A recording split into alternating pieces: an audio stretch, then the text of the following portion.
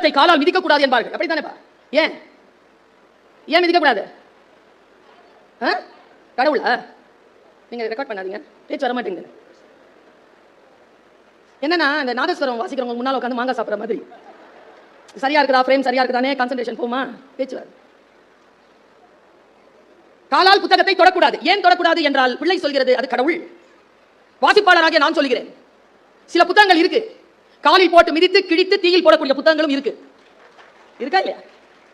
வாசித்தால் தானே தெரிகிறது எது பின்பற்ற வேண்டிய புத்தகம், எது நெருப்பில் தீயிட்டு கொளுத்தப்பட வேண்டிய புத்தகம் என்று. வாசித்தால் தானே தெரிகிறது. எல்லா புத்தகங்களுமா கடவுள்கள்? ஒரு கெட்ட வார்த்தையை அரபியிலோ சமஸ்கிருதத்திலோ எழுதி கீழே போட்டா எடுத்து கண்ணை ஒத்திப்போம். நம்ம ஏன்னா வாசிக்கிறோமே தவிர பொருள் தெரியாது. பொருள் தெரிந்தால்தான் வாசிப்பிற்கான அனுபவம் ஏற்பட்டு என் குழந்தைகளே சிறகு முளைக்கும். எதை படித்தாலும் புரிந்து கொண்டு படியுங்க, புரிந்து கொள்ளுங்கள், அவ்வளவுதான். மதிப்பெண்கள் வாங்குகிறீர்களோ இல்லையோ புரிந்து கொள்ளுங்கள்.